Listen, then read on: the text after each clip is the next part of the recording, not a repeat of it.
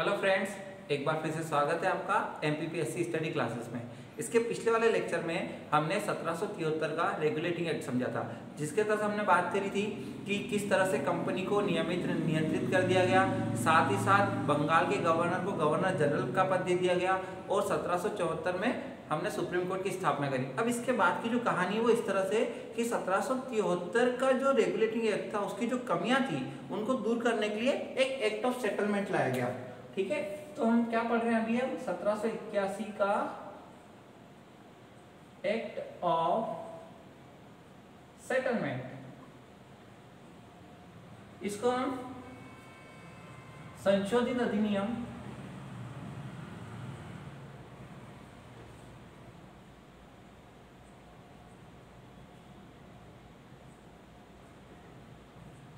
या फिर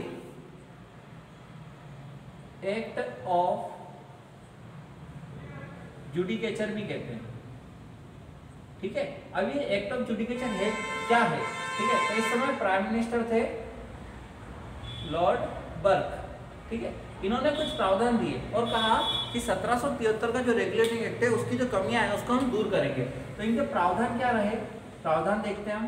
इन्होंने कुल 3 प्रावधान दिए। पहला प्रावधान ये था कि जो हमारी कलकत्ता गवर्नमेंट है या कलकत्ता सरकार है, अब वह सरकार बंगाल, बिहार और उड़ीसा इन तीनों क्षेत्र के लिए क्या बनाएगी? विधि बना सकती है। ठीक है, इसका मतलब क्या हुआ कि जो हमारी कलकत्ता सरकार है, अब वो सरकार कलकत्ता सरकार जो आसपास का क्षेत्र है हमारा बंगाल, बिहार, उड़ीसा का, उन तीनों के लिए भी क्या बना सकती है? विधि। विधि मतलब हम क्या बोल सकते हैं? कानून, है ना, रूल। जो हमारा सुप्रीम कोर्ट था उसके तहत हम केवल कलकत्ता सरकार के यहाँ पे रूल बना रहे थे। अब साथ साथ क्या बंगाल, बिहार और उड़ीसा में भी क्या कर सकते हैं? हम रूल या विधि बना सकते हैं। ठीक है, दूसरा प्रावधान ये था हमारा कि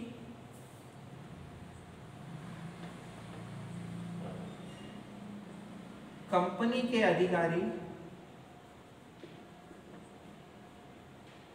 अधिकारियों द्वारा किया गया प्रशासनिक कार्य को सुप्रीम कोर्ट के अधिकार क्षेत्र से बाहर रखा जाएगा। ठीक है, तो ये 2 बात बोली। तीसरी बात क्या बोली? पहले बात समझ लो कि कंपनी के अधिकारियों द्वारा, अब कंपनी के जो भी अधिकारी थे ईस्ट इंडिया कंपनी के, उनके द्वारा कोई भी अगर प्रशासनिक काम किया जा रहा है तो उसको हम सुप्रीम कोर्ट का जो अधिकार क्षेत्र है, मतलब जो भी मुद्दा है या जो वाद विवाद है उसको सुप्रीम कोर्ट में ले जाए बिना उनका क्या कर लिया जाएगा? निपटारा कर लिया जाएगा। ठीक है ना। तो तीसरी बात क्या बोली कि अब EIC जो है ना, कंपनी जो है, तो कंपनी के द्वारा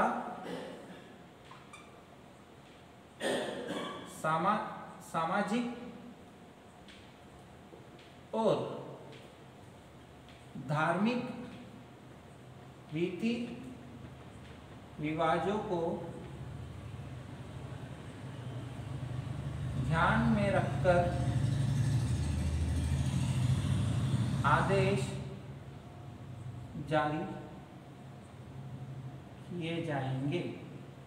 इसका मतलब ये हो गया कि कंपनी कोई भी आदेश देगी, यानी कि भारत के क्षेत्र में अगर कंपनी कोई आदेश दे रही है, कोई नियम बना रही है, तो उस नियम को बनाने से पहले वहाँ का जो क्षेत्र है, वहाँ के जो सामाजिक और धार्मिक क्षेत्र है, यानी जो धार्मिक रीति रिवाज है, उनको ध्यान में रखकर आदेश को जारी करेगी।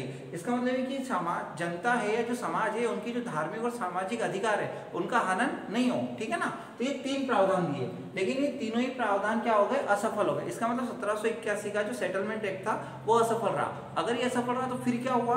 आगे कहानी देखते हैं।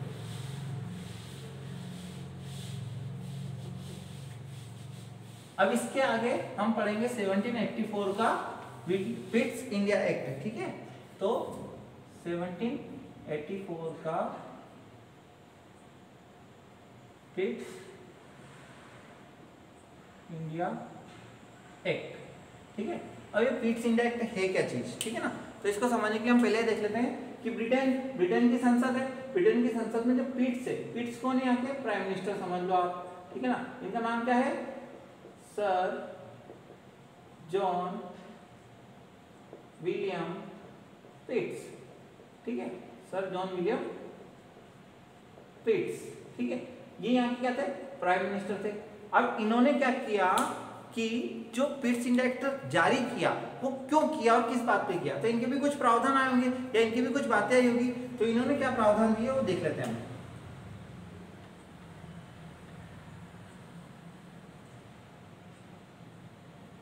इन्हों का प्रावधान ये था कि भारत का जो क्षेत्र है ना, अब वहां पर क्या होगा, जो प्रशासनिक और व्यापारिक काम होंगे उन सबका अधिकार किसको होगा, ब्रिटेन का है। तो यहाँ पर हम बात समझे क्या बोलना चाह रहे हैं कि ब्रिटेन की सरकार का भारतीय क्षेत्र के व्यापारिक एवं राजनीतिक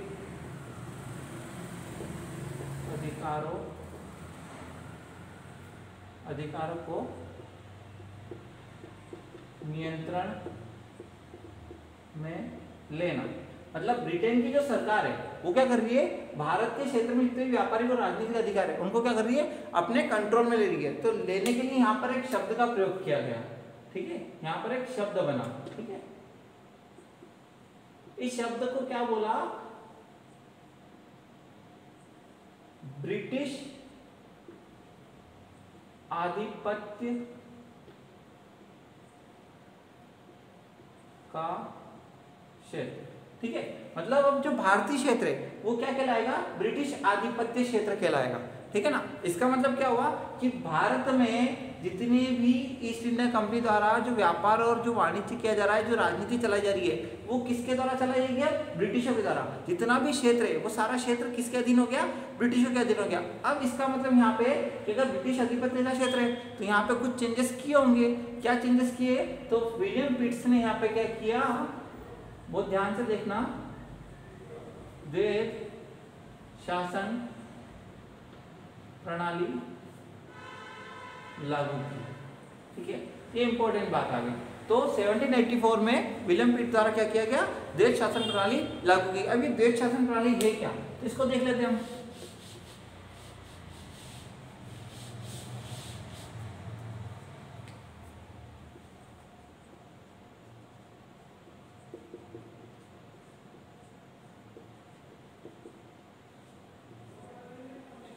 द्वैध शासन प्रणाली, इसका मतलब पहली बात तो भारत ने ब्रिटिश का उपनिवेश बनाना।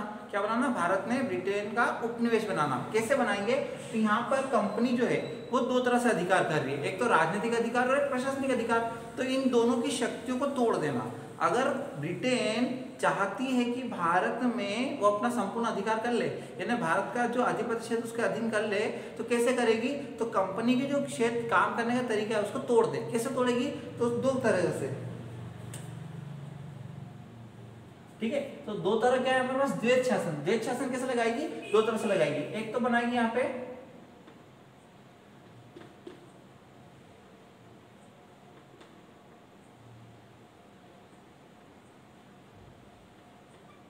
नियंत्रण बोर्ड या मंडल, और एक बनाएंगे हमारे पास निदेशक बोर्ड। इसको हम बोल सकते हैं बोर्ड ऑफ कंट्रोलर, और इसको बोल सकते हैं हम बोर्ड ऑफ डायरेक्टर, ठीक है। Board of controller and board of director. अब ये बोर्ड ऑफ कंट्रोलर क्या है, बोर्ड ऑफ डायरेक्टर क्या है, तो पहली बात द्वैध शासन प्रणाली में कितने सदस्य रखे गए, 15 सदस्य की समिति बनाई गई, है ना। 15 सदस्य की समिति बनाई गई। इस समिति में नियंत्रण बोर्ड मंडल बनाया गया या निदेशक बोर्ड बनाया गया, दो चीजें। तो नियंत्रण मंडल बोर्ड में कितने सदस्य रखे गए, तो यहाँ पर 6 सदस्य रखे गए, ठीक है। और बाकी के 9 सदस्य कहाँ रखे जाएंगे, निदेशक बोर्ड में रखे जाएंगे। अब हमारा जो नियंत्रण बोर्ड है, ठीक है ना, वहां पे हम कैसे मामले रखेंगे, राजनीतिक मामले, ठीक है। क्या मामले रखेंगे, राजनीतिक मामले। और निदेशक बोर्ड में हम कैसे रखेंगे, व्यापारिक मामले,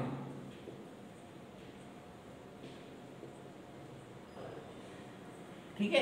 अब निदेशक बोर्ड और नियंत्रण बोर्ड है, तो यहाँ पे बोर्ड ऑफ कंट्रोलर को भी हमने डिवाइड किया, ठीक है ना। जो 6 सदस्य है उनके 6 सदस्यों का डिविडेशन कैसे किया हमने, तो यहाँ पे बनाया हमने, ठीक है।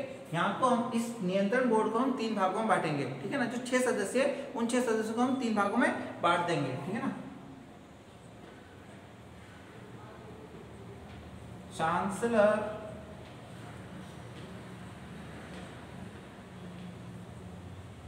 ऑफ एक्सचेकर,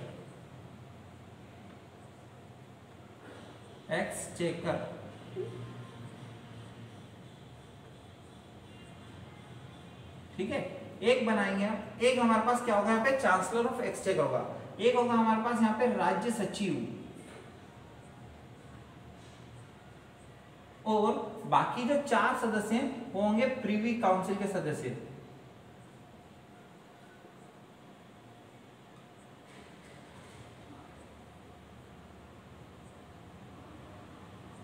तो ये एक और 4 के तहत जो सदस्य हैं, इन 6 जनों का जो सदस्य की जो नियुक्ति करेगा वो कौन करेगा, ब्रिटिश क्राउन,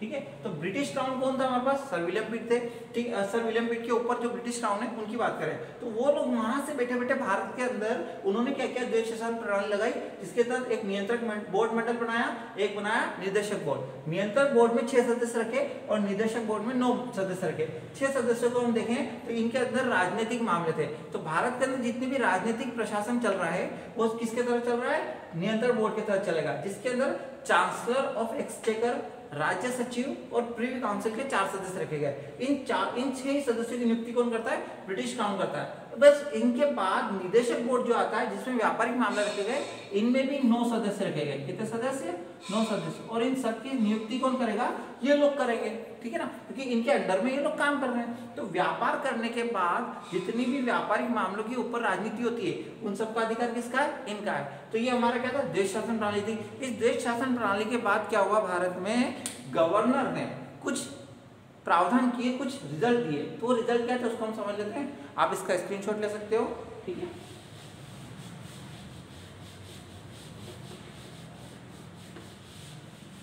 अब भारत में देश शासन प्रणाली लागू हो गई, किसने करी, विलियम पिट्स ने करी। तो उसके तहत क्या हुआ कि यहां पर बहुत इंपॉर्टेंट काम हुआ, ठीक है। एक रिजल्ट के तौर पर एक बात निकल के आई सामने, ठीक है। क्या बात समझ में आई कि सरकार जो थी हमारी, किसकी सरकार थी, ब्रिटेन की, यानी कंपनी, है ना। तो कंपनी कौन सी, ईस्ट इंडिया कंपनी। तो कंपनी के परिषद के सदस्यों की संख्या को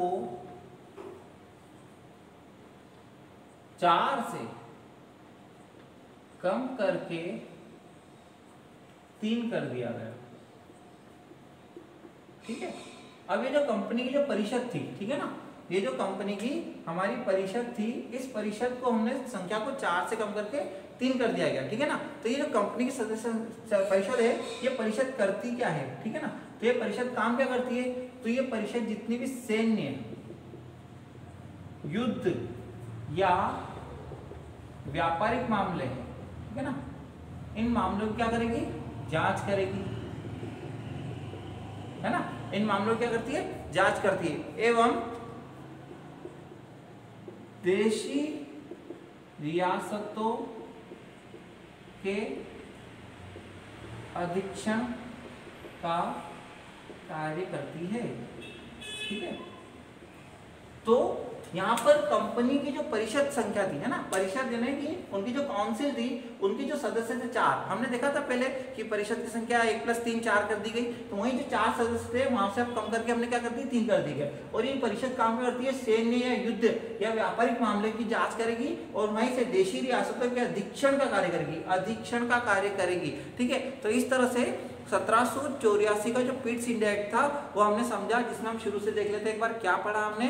तो हमने सबसे पहले 1781 का सेटलमेंट एक्ट पढ़ा, जिसमें 1773 के रेगुलेटरी एक्ट की कमियां थी, वो भी असफल हुआ। फिर 84 का विलियम पिट्स एक्ट आया, उन्होंने हमको प्रावधान दिए, और प्रावधान के बाद हमारे पास रिजल्ट जो निकल के आया, तो भारत में द्वैध शासन प्रणाली की क्या हो गई, शुरुआत हो गई। अब आपको मैं यहाँ एक प्रश्न दे रहा हूँ कि भारत में द्वैध शासन प्रणाली कब कब लागू हुई और कितनी बार समाप्त हुई, ठीक है ना। तो मैं प्रश्न लिख देता हूँ यहाँ पे।